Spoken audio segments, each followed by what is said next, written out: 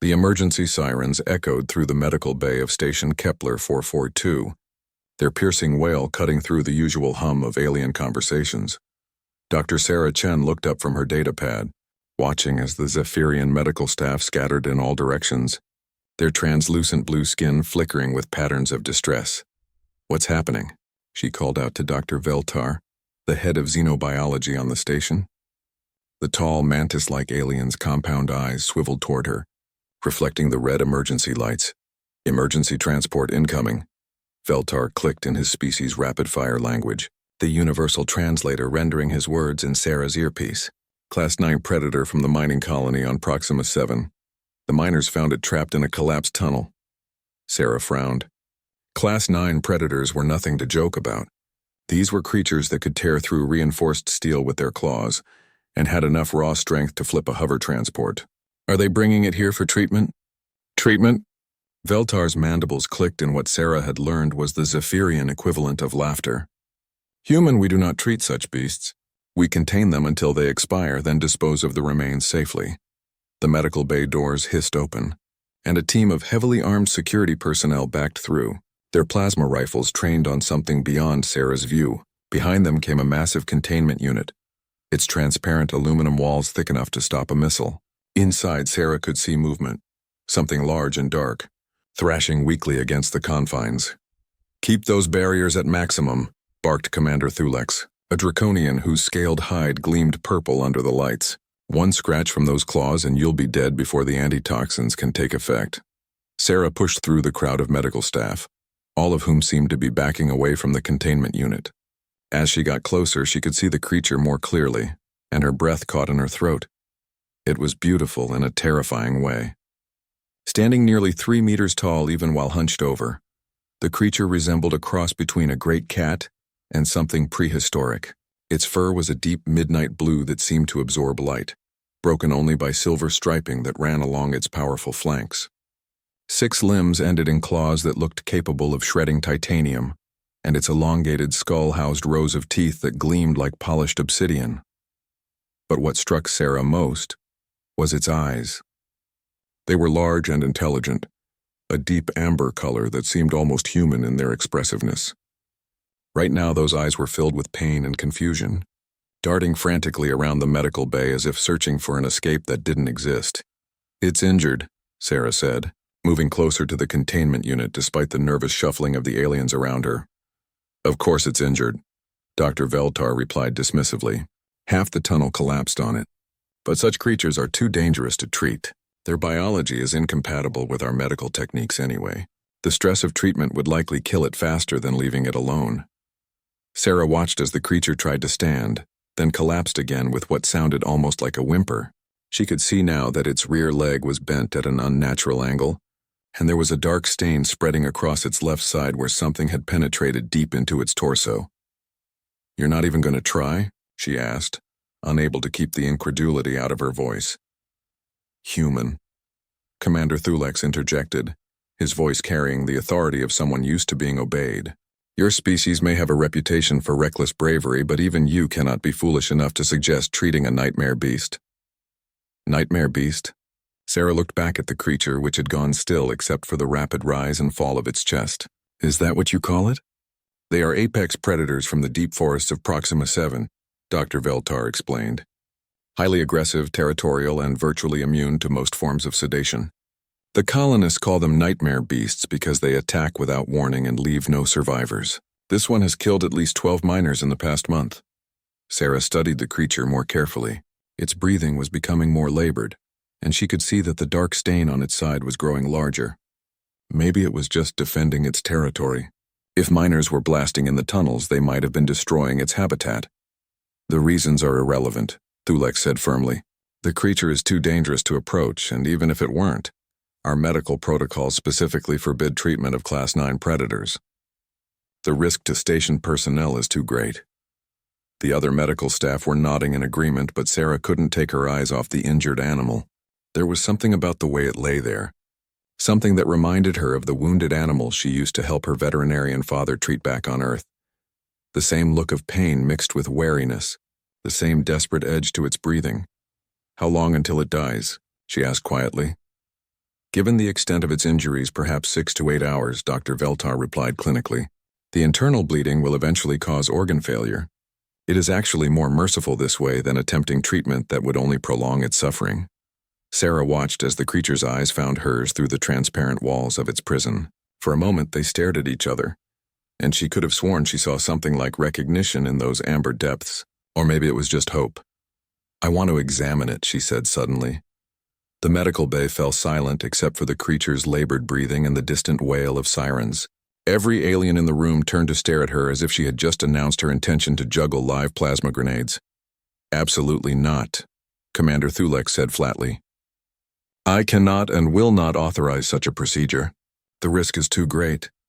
"Then I'll take responsibility for the risk," Sarah replied, her voice steady despite the rapid beating of her heart. "I'm a qualified xenobiologist and emergency physician. If anyone on this station can help that creature, it's me." "Dr. Chen," Dr. Veltar's voice carried a note of what might have been concern. "You do not understand. Even sedated, these creatures have been known to kill medical personnel. Their reflexes are too fast, their strength too great. This is not some domestic animal from your homeworld." Sarah looked around at the assembled aliens, seeing fear and disgust in equal measure on their faces. They had already written off the creature as nothing more than a dangerous pest to be disposed of. But when she looked back at those amber eyes, she saw something they had missed. She saw intelligence. She saw pain. And most importantly, she saw trust. The creature was still watching her, and despite everything, the pain, the fear, the unfamiliar surroundings, it had stopped struggling. It lay there quietly, as if it somehow understood that she was different from the others. "I'm going to help you," she whispered, knowing the creature couldn't understand her words, but hoping it might understand her intent. In the containment unit, the nightmare beast's ears twitched slightly, and for just a moment its breathing seemed to steady. Sarah spent the next hour reviewing everything the station's database had on nightmare beasts, which wasn't much. Most entries were incident reports from mining colonies, describing attacks that left equipment destroyed and personnel dead or missing. The few scientific studies were limited to long-range observations and analysis of claw marks left behind after encounters.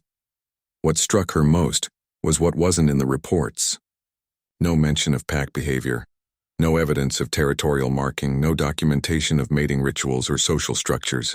For a species supposedly so dangerous and common, they seem to exist in the scientific record only as instruments of destruction.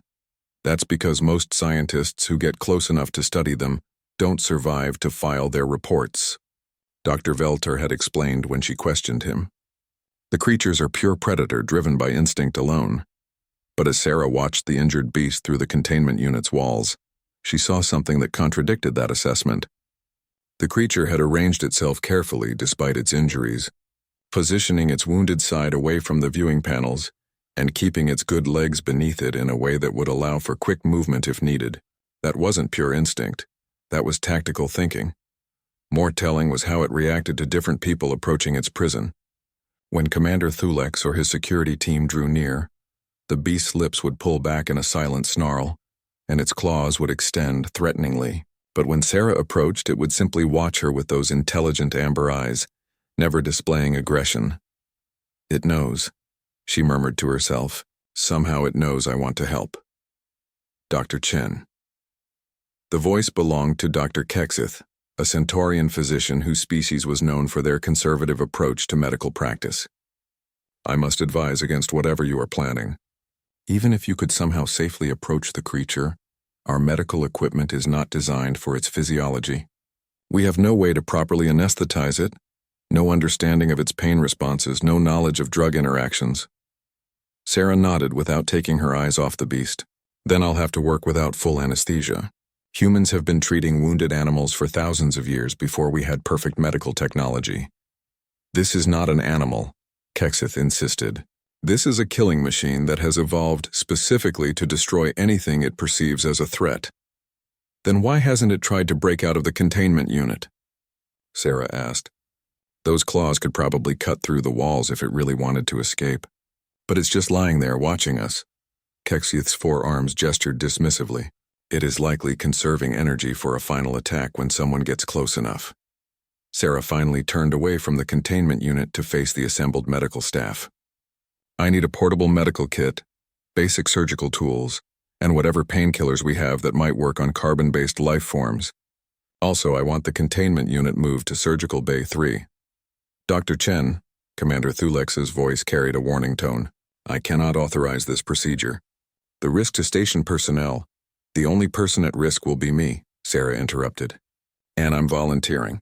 Besides, what's the worst that could happen? If I'm wrong about the creature, then you'll have one dead human and one dying beast. If I'm right, then maybe we'll learn something that could save lives in future encounters. She could see the internal struggle on Thulex's scaled features. As station commander, he was responsible for everyone's safety, but he also couldn't ignore the potential intelligence value of what Sarah was proposing. If, and I emphasize if, I were to consider this, he said slowly, there would have to be conditions, full isolation protocols, armed guards outside the surgical bay, and emergency termination procedures if things go wrong. Agreed, Sarah said without hesitation. But I want one more thing. Everyone except essential personnel stays out of the surgical bay. Too many people will just make the creature more nervous. An hour later, Sarah stood in Surgical Bay 3, watching as the containment unit was carefully positioned in the center of the room. The beast had endured the move without complaint, though she could see that its breathing was becoming more labored. The dark stain on its side had spread further, and there was now a small pool of blood forming beneath it. Time is running out, she whispered to herself, checking her medical kit one final time. She had managed to cobble together what she hoped would be an effective local anesthetic, along with basic surgical tools and emergency medications. It wasn't much, but it would have to do. The hardest part had been convincing the others to modify the containment unit. She needed a way to enter the creature's space without completely compromising the safety barriers. The solution they had arrived at was an airlock-style entry port that could be sealed from the outside if needed. Sarah approached the containment unit slowly, her hands visible and empty. The beast's eyes tracked her movement, but it made no aggressive gestures. If anything, it seemed to relax slightly as she drew near.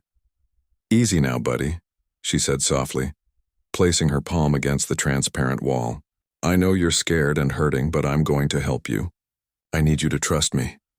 The creature's head tilted slightly at the sound of her voice, and one of its ears swiveled forward as if it was trying to understand her words. For a moment, human and beast simply looked at each other through the barrier that separated them.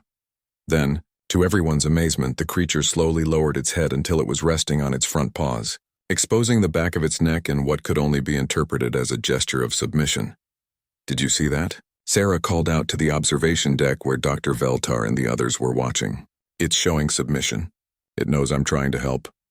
Or it's luring you into a false sense of security, came Thulex's skeptical response through the intercom. Sarah took a deep breath and moved toward the entry port. This was it, the moment of truth. Once she entered that containment unit, she would be completely at the mercy of a creature that could kill her in seconds if it chose to. But as she looked into those amber eyes one more time, she felt a certainty she couldn't explain. This wasn't just about treating an injured animal. This was about proving that intelligence and compassion could exist between species, even when fear and prejudice said otherwise. I'm coming in now, she announced, her hand on the entry port controls. If something goes wrong, wait at least 5 minutes before intervening. I don't want you accidentally shooting me while trying to save me. She could hear protest from the observation deck, but she was already cycling through the airlock. In a few seconds, there would be nothing between her and 6 feet of wounded predator, except her own conviction that she was doing the right thing. The inner door of the airlock slid open with a soft hiss, and Sarah stepped into the containment unit. The creature's scent hit her immediately, a wild musky smell mixed with the metallic tang of blood. This close, she could see just how massive it really was and hear the wet, labored sound of its breathing. Hello there, she whispered, staying perfectly still. My name is Sarah, I'm here to help. The beast lifted its head and looked directly at her, and for a terrifying moment, Sarah wondered if she had made a fatal mistake. But then, slowly and deliberately, the creature lowered its head again and closed its eyes as if to say, I trust you. Sarah felt tears prick at her eyes as she realized what was happening. This magnificent, intelligent creature was placing its life in her hands, despite having every reason to fear and distrust her species. Sarah remained motionless for several minutes, letting the creature adjust to her presence. She could hear her own heartbeat pounding in her ears, but forced herself to breathe slowly and evenly. animals could sense fear, and she suspected this intelligent creature would be no different. "That's it," she whispered, as the beast's breathing gradually synchronized with hers. "Just rest now. Let me take a look at what's wrong." Moving with deliberate slowness, Sarah knelt down and opened her medical kit. The creature's eyes opened at the sound, but it didn't move. Instead, it watched with apparent curiosity as she laid out her instruments. The first challenge was the injured leg. Even without moving closer, Sarah could see that it was badly broken, the bone clearly displaced beneath the midnight blue fur. But it was the wound in the creature's side that worried her most. The blood loss was significant, and she could see the flesh around the wound had taken on a grayish pallor that suggested internal damage. "I'm going to touch you now," she said softly, extending one hand toward the creature's uninjured shoulder. "I need to examine your wounds." The beast tensed slightly as her fingers made contact with its fur, but it didn't pull away. The fur was softer than she had expected, almost silky despite its coarse appearance. Beneath it, she could feel the creature's powerful muscles, coiled and ready for action, but held in check by what seemed like tremendous willpower. Sarah began her examination with the broken leg, running her hands gently along the limb to assess the damage. The creature flinched when she touched the fracture site, but instead of lashing out, it made a low sound that was almost like a whimper. "I know it hurts," she murmured, surprised by how much the creature's pain affected her. "But I think I can fix this. The break is clean and there doesn't seem to be any nerve damage." Through the observation window, she could see Dr. Veltar and the others watching in fascination. She knew they expected her to be dead by now, torn apart by claws that could shred steel. Instead, she was conducting what appeared to be a routine medical examination. But the real test came when she moved to the creature's wounded side. This would require her to get much closer, potentially putting herself within easy reach of those deadly claws. The wound itself was deep, clearly caused by a piece of falling rock or metal from the tunnel collapse. It would need to be cleaned and sutured, which meant causing the creature additional pain. "This is going to hurt," she warned, preparing a syringe of local anesthetic. "But I need to clean this wound or infection will kill you." She had no way of knowing if the anesthetic would work on the creature's alien physiology, but it was better than nothing. As she inserted the needle, the beast's muscles tensed and she heard a low growl rumble in its chest. For a moment, she thought she had pushed too far. Then the creature turned its massive head toward her, and she found herself staring directly into those intelligent amber eyes. There was pain there and wariness, but also something else, understanding. The creature knew she was trying to help, even if the process was unpleasant. "You're incredible," Sarah whispered, overcome by the intelligence she saw in that gaze. "You understand what's happening, don't you? You know I'm not trying to hurt you." The creature's response surprised everyone in the room. It slowly lifted one of its front paws and gently placed it on Sarah's arm. The paw was enormous, easily large enough to crush bone, but the pressure was so light she barely felt it. It was unmistakably a gesture of comfort. The creature was reassuring her. "Did you see that?" Dr. Veltar's voice came through the intercom, filled with amazement. "The creature is displaying empathetic behavior. This contradicts everything we know about their species." Sarah smiled as she began cleaning the wound. "Maybe what you know about their species is wrong. Maybe they're not the mindless killers you think they are." Working carefully, she irrigated the wound with saline solution, removing debris and clotted blood.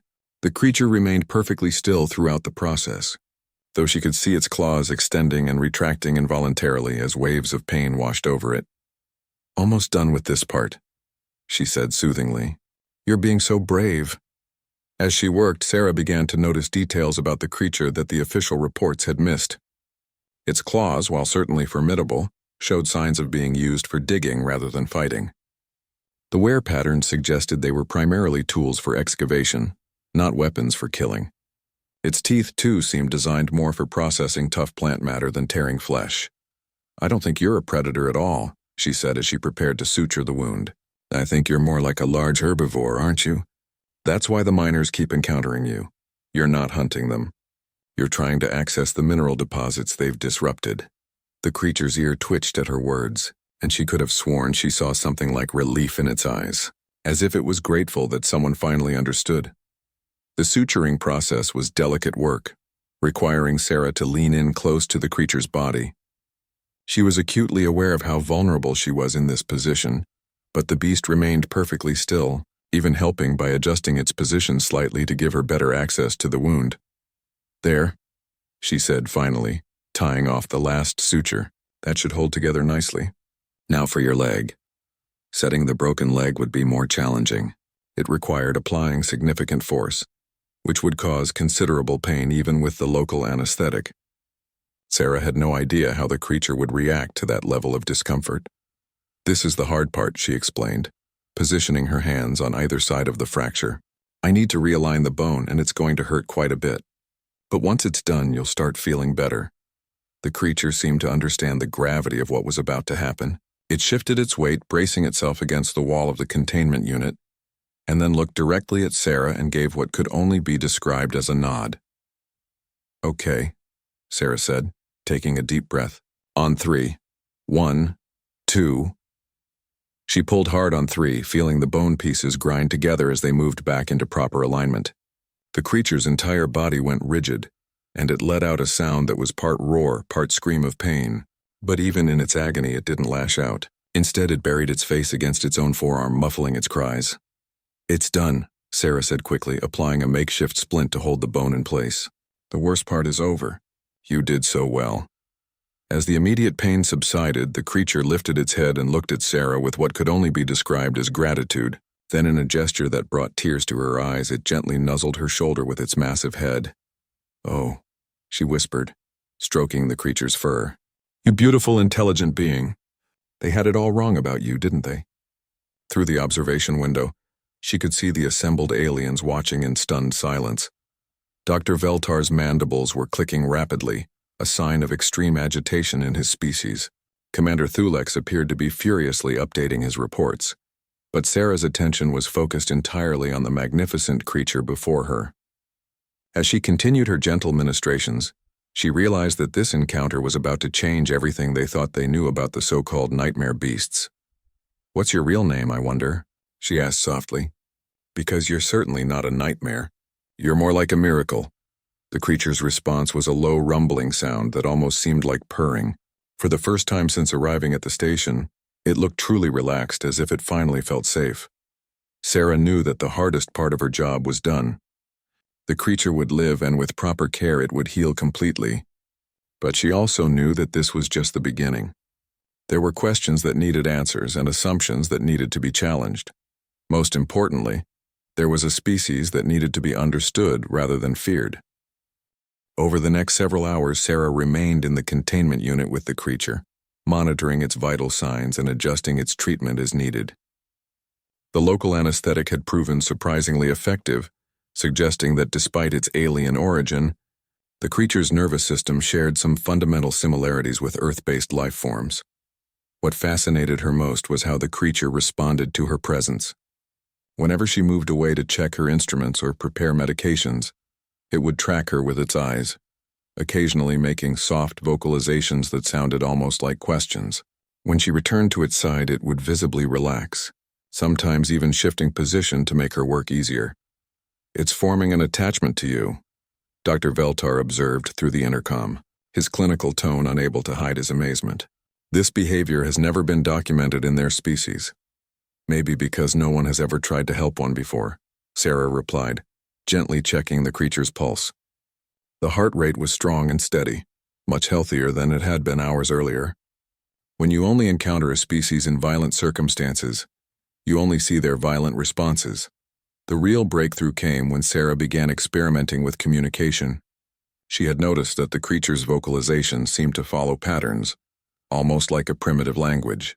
When she tried mimicking some of the sounds it made, the creature's ears perked up with obvious interest. "Hello," she said in English, then attempted to reproduce the low, warbling sound the creature made most frequently. The response was immediate and startling. The creature's eyes widened, and it made a series of complex vocalizations. Its head tilted as if listening for her reply. When Sarah attempted to repeat the sounds, the creature's tail, which she hadn't even noticed was capable of movement, began to twitch with what looked suspiciously like excitement. "I think it's trying to teach me its language," Sarah announced to the observation deck. "Impossible," came Dr. Kexith's skeptical response. "True language requires abstract reasoning and symbolic thinking. These creatures are simply not capable of such cognitive complexity. But as Sarah continued her attempts at communication, it became clear that something remarkable was happening.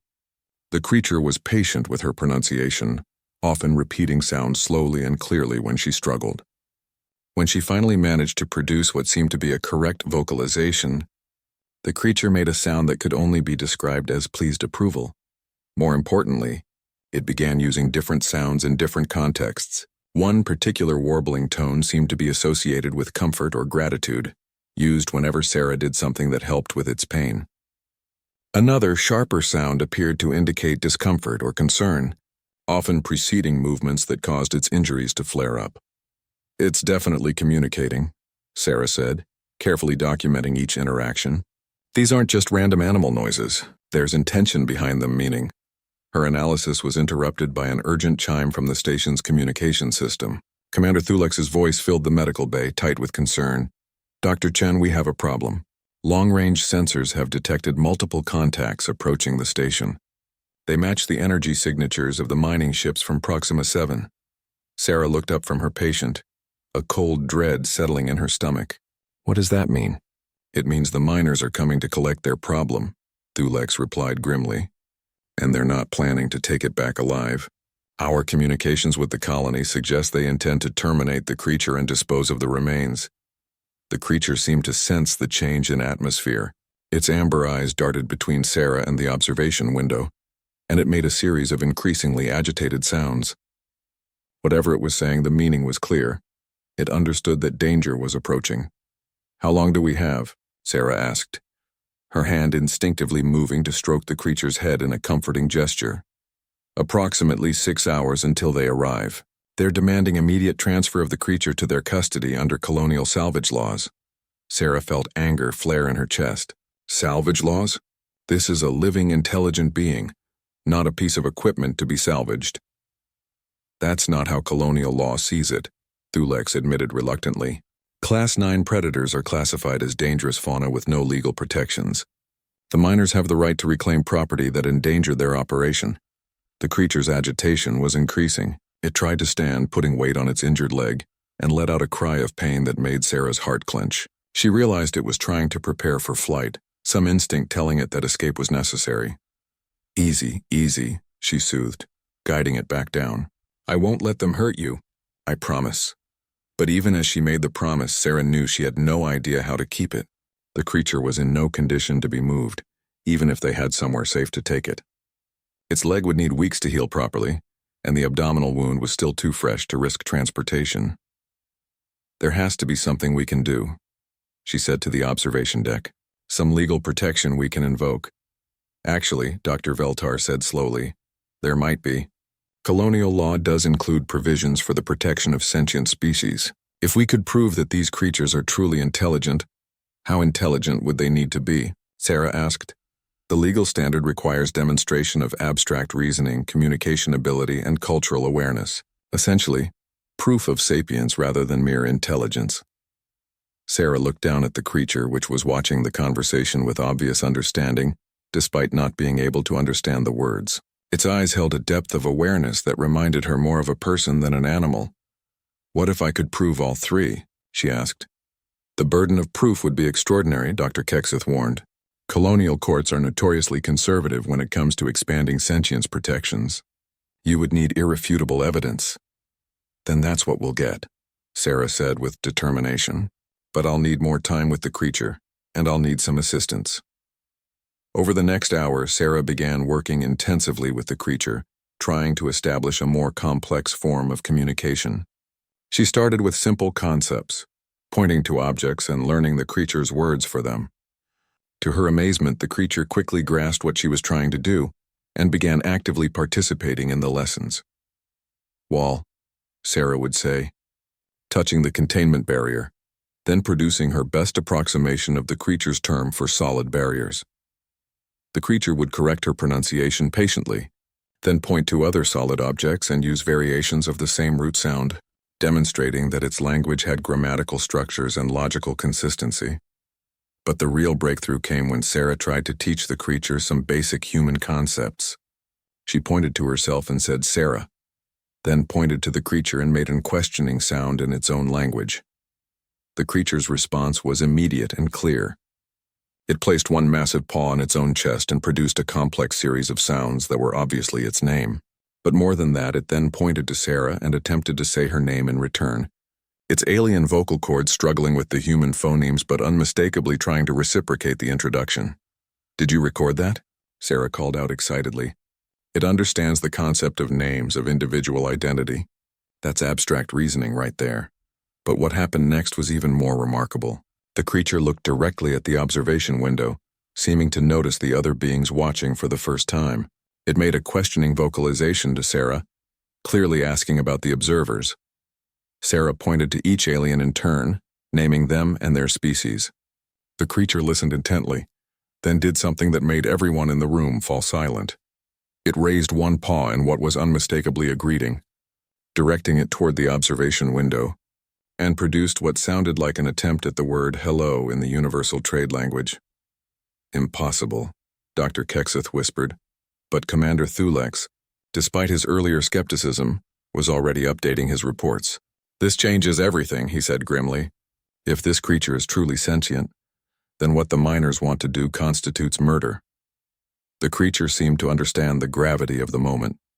It looked at Sarah with those intelligent amber eyes and made a series of sounds that, despite being in an alien language, conveyed a clear message: "Help me." Sarah took the creature's massive paw in her hands and squeezed gently. "I will," she promised. "Whatever it takes." But time was running out, and the approaching ships carried people who had already decided the creature's fate. Sarah knew that proving sentience in a laboratory was one thing. Convincing a group of angry miners was going to be something else entirely. The mining ships arrived ahead of schedule, their massive cargo haulers casting shadows across Station Kepler 442's docking bays. Sarah watched through the medical bay's viewport as heavily armed figures disembarked, their movements suggesting barely contained aggression. She could see the lead figure, a tall human in mining gear, gesturing angrily at Commander Thulex as they met on the dock. "That's Captain Marcus Webb," Thulex informed her through the intercom. "He's the one who sent the initial request for the creature's removal. He's not pleased that we've delayed the termination order." Sarah felt the creature tense beside her. Even through the containment unit's sound dampening, it seemed to sense the hostility of the approaching miners. Its ears were flat against its skull, and its breathing had become rapid and shallow. "It's okay," Sarah whispered, placing her hand on the creature's flank. "I won't let them hurt you." The creature turned its head toward her and made a soft vocalization that she had come to recognize as its way of expressing trust. Despite everything, the pain, the fear, the presence of those who wanted it dead, it still believed she would protect it. That trust made what happened next all the more heartbreaking. The medical bay doors burst open, and Captain Webb strode in flanked by 6 heavily armed miners. He was a big man, scarred and weathered by years of frontier work, and his eyes held the hard edge of someone who had seen too much death. "Where is it?" he demanded, his gaze sweeping the room until it fixed on the containment unit. "Where's the beast that killed my people?" The creature's reaction was immediate and terrifying.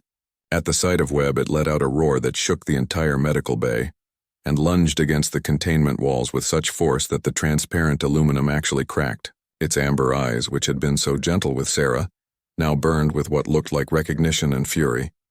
"Stay back," Sarah shouted, positioning herself between the miners and the containment unit. "The creature is injured and frightened. Your presence is agitating it." Webb's laugh was harsh and bitter. "Agitating it?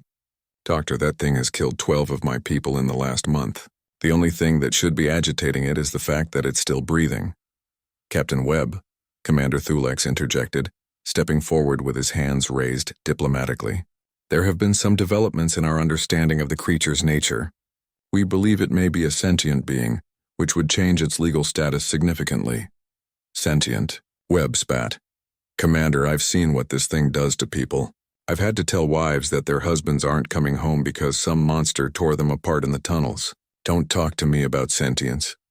The creature had backed as far away from Webb as the containment unit would allow, but it hadn't stopped watching him. Sarah could see the intelligence in its eyes, the way it was assessing the situation and the people involved. It understood that Webb represented a direct threat to its survival. What exactly happened in those mining tunnels? Sarah asked, her medical training kicking in. Can you describe the attacks? Webb's eyes narrowed. What kind of question is that? The beast attacked our people. End of story. But how did the attacks happen? Sarah pressed. Were your people armed? Were they threatening the creature's territory? Territory? Webb's voice rose dangerously. Doctor, this is a mining colony. We don't have the luxury of worrying about animal territories. We go where the ore is, and if something gets in our way, we remove it. Sarah felt a chill as the pieces began falling into place. You were blasting in the tunnels, weren't you? Destroying the creature's habitat? We were doing our job, Webb said coldly. And when that thing started killing my people for it, it became a target for removal. The creature made a sound that was almost like a sob, and Sarah realized it understood more of the conversation than anyone had realized. It knew that Webb was talking about the deaths, about the attacks that had led to this moment. What if the attacks weren't unprovoked? Sarah asked. What if the creature was just defending itself? Defending itself? One of Webb's miners stepped forward, his face twisted with grief and rage. That thing killed my brother, Doc. Tore him apart like he was made of paper. You want to tell me that was self-defense? The creature's response shocked everyone in the room. It looked directly at the grieving miner and made a series of complex vocalizations, its voice carrying what sounded unmistakably like sorrow. Then it lowered its massive head in what could only be interpreted as a gesture of mourning. Did it just... Dr. Veltar's voice came through the intercom, filled with amazement. Did it just express remorse for the deaths? The miner who had lost his brother stared at the creature in shock. What? What did it do? I think it's trying to apologize, Sarah said softly. I think it's expressing grief for the people who died. Impossible, Webb snarled. Animals don't feel grief for their prey. But Sarah was watching the creature carefully, and she could see the truth in its amber eyes. This magnificent being was carrying the weight of those deaths, understanding that its actions, however justified in its own mind, had caused pain to others. Captain, she said, turning to face Webb directly, what if I told you that this creature has demonstrated complex language use, abstract reasoning, and emotional empathy? What if I could prove that it's not just an animal, but a sentient being capable of understanding the consequences of its actions? I'd say you've been spending too much time with it, Webb replied.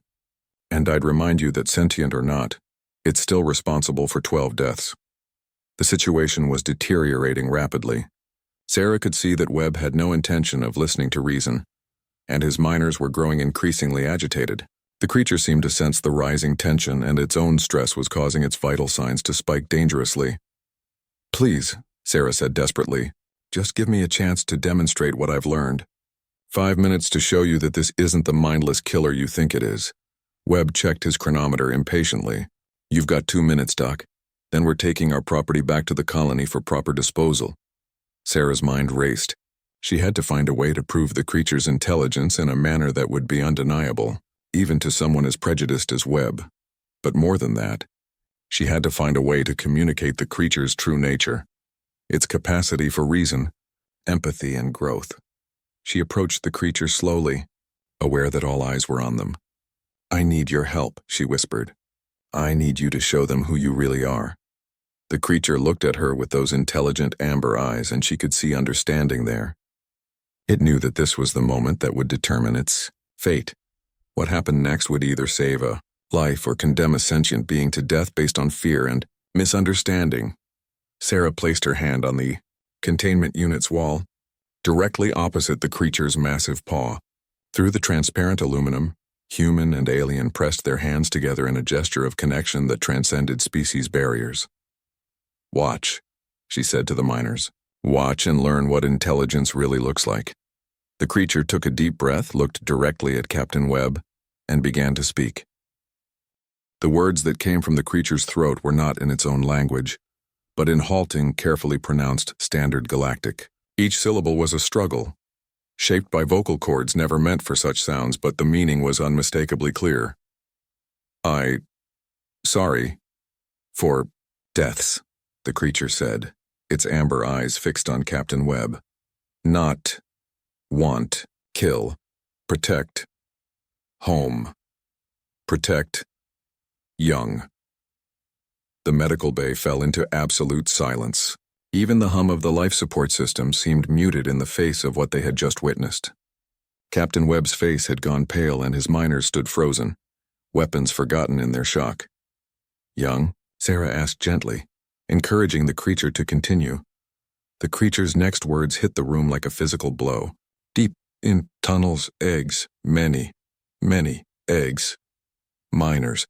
Come with fire, burn, destroy, must protect." Sarah felt her knees go weak as the full implications hit her. "You weren't attacking the miners. You were protecting your children." The creature nodded, a gesture it had learned from watching her. "Eggs in deep caves. Safe, dark, warm." Then loud noise, fire, poison, eggs, dying. Captain Webb found his voice, though it came out as barely a whisper. "There were eggs in the tunnels?" "Many, small ones," the creature confirmed, its voice carrying immeasurable sadness. "Gone. Now, all gone." One of Webb's miners stepped forward, his face stricken. "Captain, remember that chamber we found last week?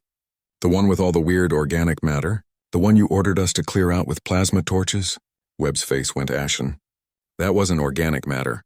Those were eggs," the creature finished. "My children." The weight of this revelation settled over the room like a suffocating blanket. 12 humans had died, but an entire generation of an intelligent species had been unknowingly exterminated. The creature's attacks hadn't been random acts of violence. They had been the desperate actions of a parent trying to save their children. "Oh God," Webb whispered, sinking into a nearby chair. "What have we done?" The creature watched Webb's reaction with obvious understanding. When it spoke again, its voice was gentler, almost comforting. "You not know. I not know. You people, we both make mistake." Sarah had to wipe tears from her eyes. The creature's capacity for forgiveness, even in the face of such devastating loss, was more profound than anything she had ever witnessed. "How many eggs were there?" she asked softly. The creature was quiet for a long moment, its eyes distant. Finally, it spoke in its own language. A long, mournful series of vocalizations that needed no translation. The universal translator rendered it simply as 37, but the emotion behind the words conveyed the magnitude of the loss. Dr. Veltar's voice came through the intercom, shaky with shock. 37 potential offspring. Given the apparent intelligence of the species, each one would have been a person. The reality of what had happened was sinking in for everyone in the room. This wasn't a simple case of dangerous wildlife management. This was an interspecies tragedy born of ignorance and miscommunication. "Can you forgive us?" Webb asked, his gruff exterior completely stripped away. "Can you forgive what we did to your children?" The creature considered this question for a long time. When it finally answered, its words carried a wisdom that shamed them. "I'll forgive, yes, but not forget memory of young ones. Live in heart. Make sure. No. Happen. Again." Sarah felt a surge of hope. "You want to make sure this doesn't happen to other members of your species? You want to prevent future conflicts?" The creature nodded emphatically. "Teach miners safe places. Teach my people about humans. No more death. No more sorrow." Captain Webb stood up slowly, his shoulders bent under the weight of his guilt. "What can we do? How can we make this right?" "First," Sarah interjected, "we need to acknowledge that this being has demonstrated clear sentience. The legal implications alone—" "Forget the legal implications," Webb said firmly. "This isn't about law anymore. This is about doing what's right." He looked directly at the creature. "What do you need from us?" The creature's response surprised everyone. "Need to go home. Body healing, but heart broken. Need to mourn with others." "Others?" Dr. Veltar's voice carried new excitement. "There are others of your species?" "Many," the creature confirmed. "Live in deep forests away from mining. But he's sometimes some young ones curious. Come to caves near human places. Dangerous now." Sarah began to see the bigger picture. You're not just speaking for yourself. You're some kind of leader or elder, aren't you? The creature's confirmation came with obvious pride. Guide for young, teach, safe paths. Teach, which place isn't forbidden, but failed to protect, own, young. You didn't fail, Webb said with surprising firmness. We invaded your territory without understanding what we were destroying. The failure was ours. What happened next changed everything. The creature looked directly at Webb and extended one massive paw toward the containment wall. Webb, understanding the gesture, placed his own hand against the barrier opposite the creature's paw. Partner? The creature asked in its halting standard galactic. Work together? Keep both peoples safe? Webb's voice was thick with emotion when he replied. Partners. I swear to you we'll find a way to coexist. But their moment of understanding was interrupted by an urgent alarm from the station's communication center. Commander Thulex's voice filled the medical bay with obvious tension. We have a problem. Long-range sensors are detecting multiple large signatures approaching from the direction of Proxima 7's forest region. They're moving fast and appear to be heading directly for the mining colony.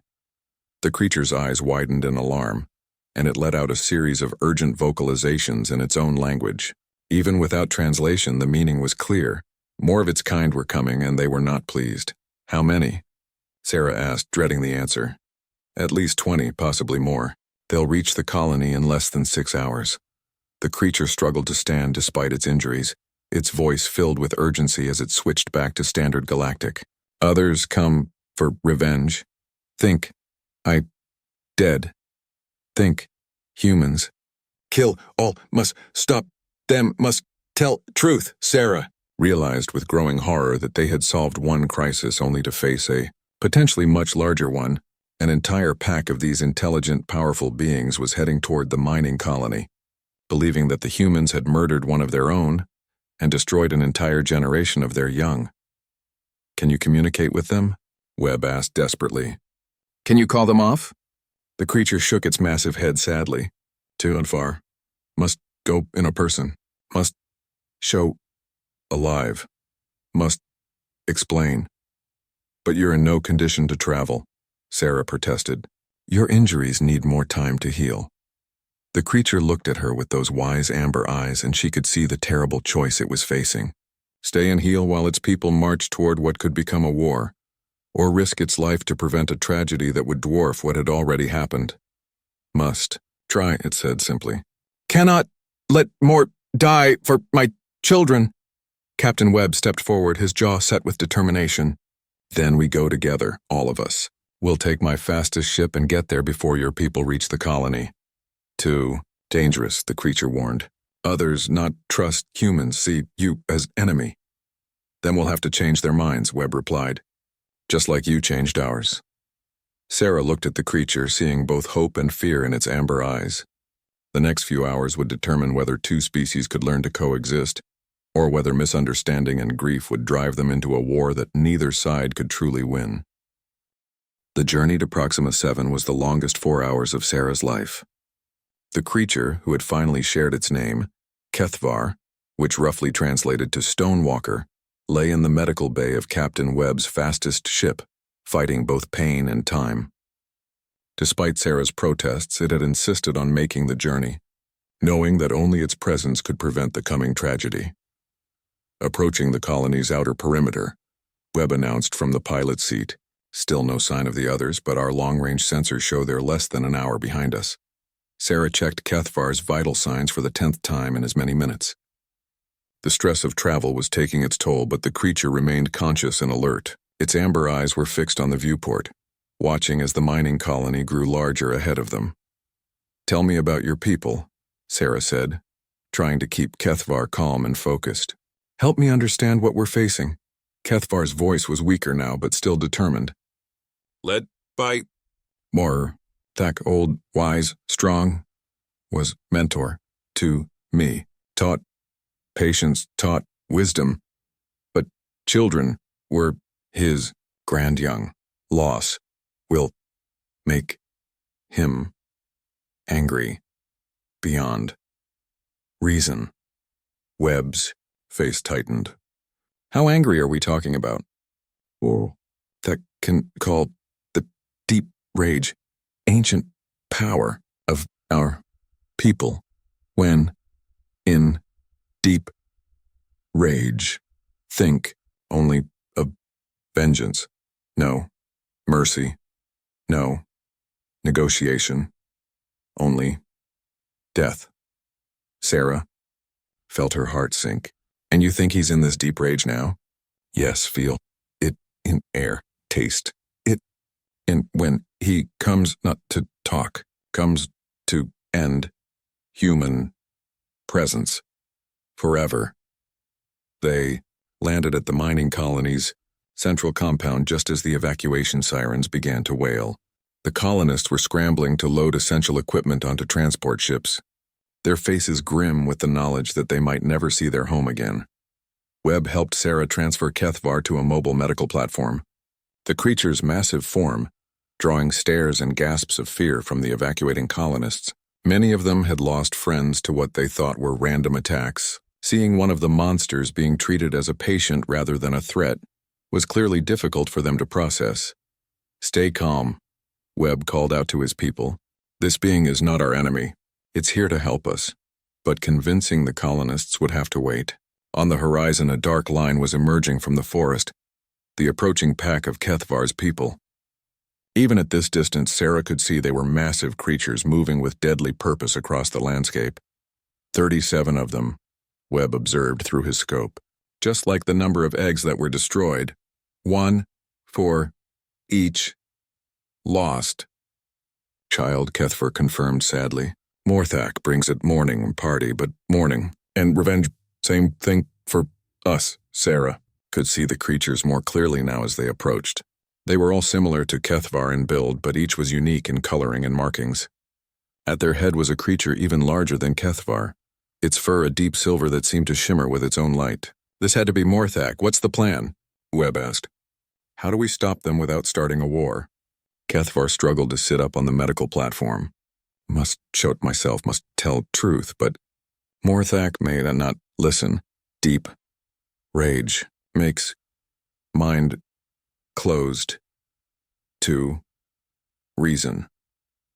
The pack was close enough now that individual roars could be heard across the compound. The sound was bone-chilling, a harmony of grief and fury that spoke of imminent violence. The few colonists who hadn't yet evacuated were running for the transports, terror written on their faces. I'm going out there with you, Sarah announced, checking her medical kit one final time. No, Kethvar said firmly. Too dangerous. Morthak sees human near me. Will think you control me. Then what do you suggest? Webb asked. Kethvar was quiet for a moment, gathering strength. Give me something of the children, something to show what was lost. Sarah looked around desperately, then remembered something from the mining reports. The organic samples. The ones from the chamber where the eggs were found. Do you still have them? Webb's face went pale. In the geology lab, we preserved some of the material for analysis. Bring it, Kethvar commanded. All of it Morthak must see. What humans thought they'd destroyed. Minutes later, Webb returned with several containers of what looked like crystalline fragments mixed with organic compounds. To human eyes, it was just geological samples. But when Kethvar saw it, the creature let out a sound that was pure grief. Shell fragments, it explained through its tears. From eggs, mixed with first food, prepared for hatching. Humans, preserved. Children, without knowing. The pack was at the compound's perimeter now. Morthak had stopped just outside the fence, his massive form radiating barely contained fury. When he saw Kethvar alive, his eyes flashed with surprise, then suspicion. The two creatures began communicating in their own language, their voices carrying across the compound in a complex harmony of sounds. Sarah could see the conversation growing heated, with Morthak making aggressive gestures toward the human buildings while Kethvar tried to explain. It's not working, Webb observed. Morthak doesn't believe him. That's when Sarah made a decision that would change everything.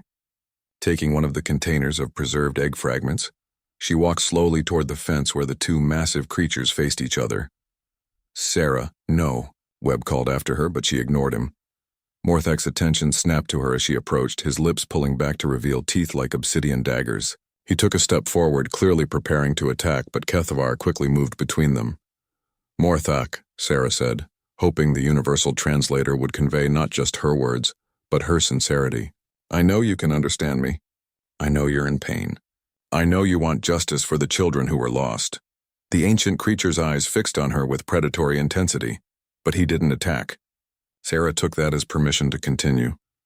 "We didn't know," she said simply, holding up the container. "We didn't understand what we were destroying. To us this looked like mineral deposits. We had no idea we were killing your children." She set the container on the ground between them and stepped back. Morthak approached cautiously, then let out a sound that made every human in the compound step back in terror. It was the vocalization of a being confronted with the preserved remains of its family. But what followed was even more remarkable. Kethavar began to speak, not in standard galactic but in the musical language of his people. He spoke of Sarah's kindness, of Webb's remorse, of the humans' willingness to change their ways. He spoke of partnership and understanding, of a future where both species could share the planet safely. When Kethavar finished speaking, Morthak looked directly at Sarah. When he spoke, his words came in heavily accented but understandable standard galactic. "You saved Stonewalker, healed wounds of body and spirit. Why?" Sarah met his gaze steadily. "Because it was the right thing to do. Because life is precious no matter what form it takes." Morthak considered this for a long moment. Then he looked at the container of egg fragments, at Kethavar, and finally at the assembled humans who were watching this historic exchange. "Children are gone," he said finally. "Cannot bring back, but can ensure no more die in ignorance." What happened next would be remembered for generations. Morthak stepped forward and, despite the fence between them, extended his massive paw toward Sarah. Understanding the gesture, she reached out and placed her hand against his paw through the chain link. "Partners?" he asked, using the same word Kethavar had learned. "Partners," Sarah confirmed, tears streaming down her face. The deep rage that had driven Morthak and his pack across the continent began to fade, replaced by something far more powerful: hope for the future. Over the following months, the mining colony was transformed into a research station where humans and Kethavar's people worked together to map safe zones and establish communication protocols. Sarah remained as the station's chief xenobiologist, working closely with Kethavar as he recovered, and eventually became the liaison between their species. The creature she had once known only as a nightmare beast became her closest colleague and friend, helping to bridge the gap between two very different forms of intelligence. The tragedy of the lost children was never forgotten, but it became the foundation for something beautiful, proof that even the greatest misunderstandings could be overcome with compassion, wisdom, and the simple recognition that intelligence comes in many forms. And in the deep forests of Proxima 7, where Kethavar's people sang ancient songs under alien stars, new verses were added to their oral history, songs about the human who whispered "Easy now, buddy" to a wounded stranger, and in doing so changed the fate of two worlds forever.